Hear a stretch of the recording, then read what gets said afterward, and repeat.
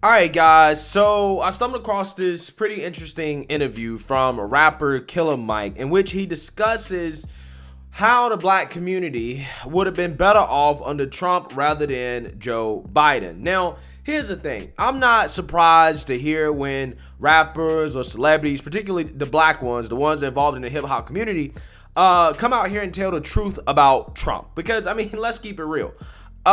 Before Trump ran for president, Trump was cool with the hip-hop community, right? He had songs named after him. He had pictures of him with other rappers and all types of stuff. But as soon as he ran for president and the Democrats told everybody that Trump was racist simply because he's a Republican, all of a sudden rappers weren't cool with him anymore, even though they had been cool with the guy up until then. Okay, and to me, that is evidence enough to suggest that the man is not racist if all the rappers who are mainly black were hanging out with him and basically honoring him in their songs before the man ran for president, right? It just goes to show you how politics makes people racist, not necessarily whether or not they're actually racist, right? As if the Democrats say you are racist. Anybody who disagrees with Democrat is a racist, right? So yeah, get your mugs, right, at my website that reminds you of that every single day, okay? But with that being said, Killer Mike is gonna talk about how the black community probably would have been better off under Trump, and I want to react to it because I think he brings up some interesting points here. So let's go ahead and get into it. Do you think that he has let down black people? Who? Biden.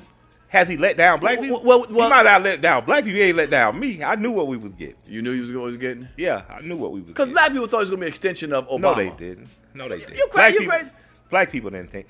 I can't tell, right? I can't tell the way some of these Negroes was out here dancing and doing the electric slide when Biden was elected, right? I can't tell. They thought he was Obama, right?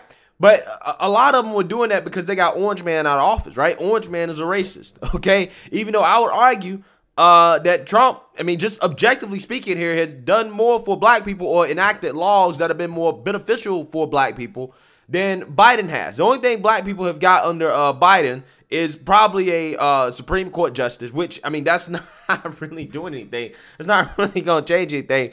And a holiday, right, which is Juneteenth, okay, which is a holiday that basically reminds black people when the white man stopped beating up on us, right? I mean, it celebrates the end of slavery, right? I should be more politically correct about it. But I'm just saying, that is all they got under Joe Biden, okay? But under Trump, you have numerous policies. For example, you got prison reform under Trump, and you have opportunity zones under Trump, and also the economy was significantly better under Trump, which basically is a benefit to black people, and not just black people, but all of America. If they thought he was going to get an extension on Obama, they was exactly right. Somebody who's not going to do very much for your community.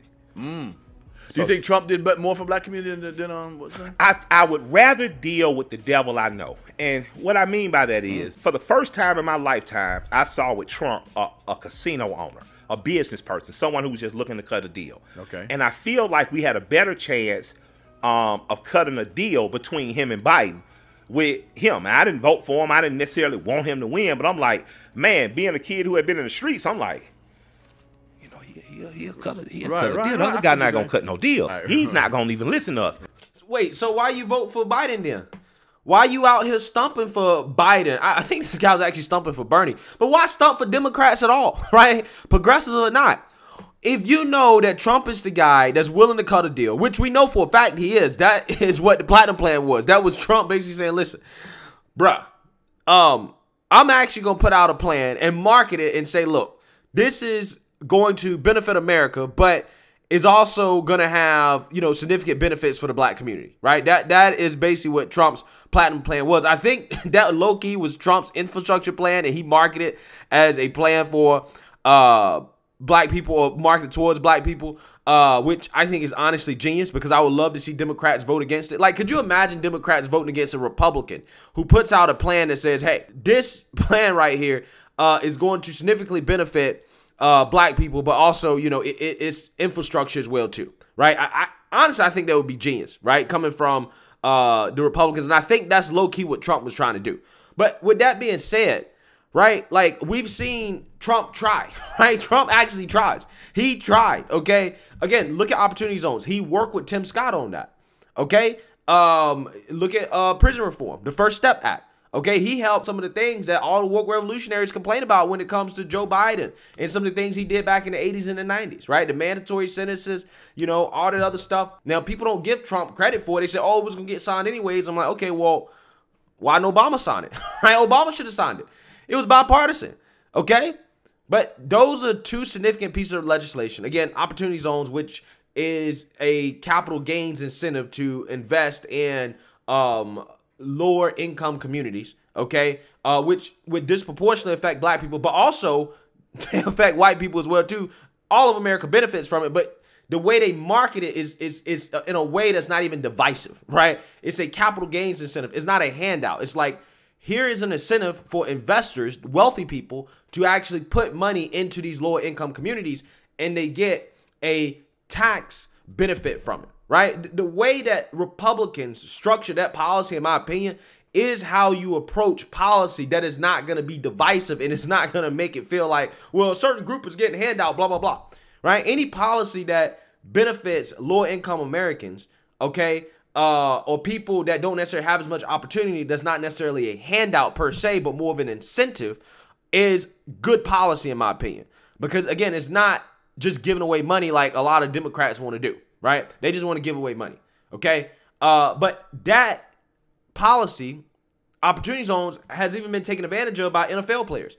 Wealthy black people should be taking advantage of that. Right? I mean, Trump just gave a blueprint to say, hey, you wealthy blacks, if you want to put money back in the black community, here's a capital gains incentive to do it. Here's a tax incentive to do it. Okay. Which is what should happen. That's how it's supposed to happen. The people that's actually supposed to be building up those communities are the wealthy black people that made it, okay? Not the government, right? But the wealthy black people that actually made it, okay? So that's why I love those two policies from Trump. And with Biden, he's not even trying. Biden claims that he was going to do police reform. Democrats promised police reform. However, for whatever reason, they can't cut a deal with Tim Scott, okay? Because ultimately, they want to continue to have police reform be an issue for them so they can say, oh, Republicans are keeping us from doing it. Right? If you vote for us, and you might get it, even though they very well could do it. They just can't do an extreme version of it, which is what they want to do. And what they want to do is a federal takeover of policing. And Tim Scott is like, no, we don't want to do that. We want to do incremental reform, right? Which is what you're supposed to do, right? But anyways, yeah, Biden, all his promises that he made, he hasn't kept any of them. But hey, got a holiday and a black woman Supreme Court justice. So I think Biden has been who he has been this whole time. I think he is the same politician that invoked the word super predator. I think he is the same politician that pushed for disproportionate sentencing between crack and cocaine. I think he's arrogant. I think he is ignorant, and I think he does not have the best of our community in mind. Nor do I think the black advisors he has. I don't think that the Democratic Party has in the last 60 years done right by black folks. Okay, so why y'all keep voting for him? You have a lot of influence, Killer Mike. Now, I don't know why Killer Mike has so much influence, because I've never listened to a Killer Mike song a day in my life, but apparently the guy has an important voice. He's literally telling you this. Hey, Democrats have not had black people's best interests in mind in the last 60 years, but y'all still out here voting for them. Why? Right? Charlamagne the God, he's the same way. He'll come out here and openly tell you how bad the Democrats have been. He'll tell you how bad Joe Biden has been. But he also will tell you, well, I voted for Joe Biden because Kamala is the vice president candidate. She's a half Indian, half Jamaican woman. So therefore, I feel like I must vote for her because she's a woman of color, right? She's a woman of color. What did that get you, Charlamagne? What did that get America? You know, it's almost like some of these people have Stockholm syndrome, man. Like, you're in love with people that continuously whoop your ass day in and day out, but after they whoop your ass, they say, hey, I love you, and they kiss you on the cheek, right? And then they proceed to whoop your ass again after the election is over, right? And then they come back and they kiss you again once the election cycle comes over and tell you they love you, and it's a rinse and repeat cycle, right? And black people just keep falling for it over and over and over again. I really don't get it. I really don't understand it. I think that black Democrats like Marion Barry have done right. I think Maynard has done right. Andy has done right. I think that we've had, was it David Washington in Chicago or New York? Whichever. Washington Dinkins. Dinkins. I'm saying Dinkins. That's your black side. Yeah. So yeah. Hey, man. Negro. Washington. But I think that we've had some black Democrats that tried their best, but as a party, I think the Democratic Party could do much better by us. And I think that if the Democratic Party and their leadership does not do better by black people, I think what they're going to start to see is in pockets, black men in particular start to exit that party for other options. Because we not with the wokeness, right? We not with the wokeness. It is clear that the Democrat Party, for as much as they don't have black people's best interest in mind, they really don't have the black man's best interest in mind, okay? They really don't, okay? The black man is at the bottom of the totem pole when it comes to the Democrat Party, right? They are really trying to destroy the black man because that is essential to them holding the influence over the black woman, right? So at the end of the day, a lot of black men are not with the woke stuff. They're not with the Democrat agenda, right? They're not with the nonsense. And a lot of black men are really kind of looking at the Republican Party, the conservative values, the anti-wokeness, and saying, hey, you know what? I think this might be better for us, right? I think this might be more aligned with what we want, right? At least the Republican Party is not actively trying to undermine the black man. I'm not saying they're actively trying to help the black man either, but they're not actively trying to undermine the black man, in my opinion. But yeah, with that being said, there is going to be an exodus from the Democrat Party. I actually think, guys, in my opinion, considering how bad things are and how far left the Democrats are going on certain issues, particularly when it comes to the LGBTQ thing, trying to push it on children, on kids, pushing for kids to be able to castrate themselves, teaching in classrooms, stuff like that. I really think that, along with the economy, along with just everything that's happening on the world stage, the Democrats are not only going to get wiped out in the 2022 midterms, they're going to lose in 2024. And I honestly don't think that Democrats will have power for the next 10 years. I really don't. Right? This is the worst period of time I can think of since the end of the Bush era. Okay?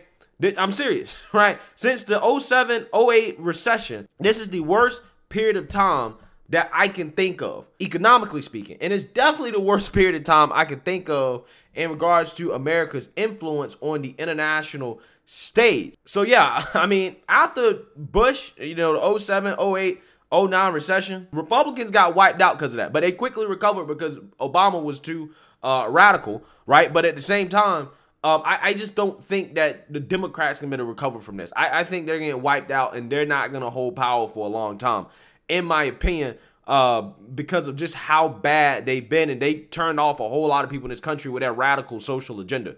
So with that being said, I'm not surprised to hear Killer Mike come out here and tell the truth about Trump. A lot of these rappers, these celebrities, wealthy blacks, they all know the truth about Trump, right? But they can't come out here and openly support Trump because they'll be called a sellout, a Tom, and all the other stuff they call you when you actually think critically about issues, okay? So let me know what you guys think. Make sure you like, comment, and subscribe. Most importantly, share a black conservative perspective. Peace.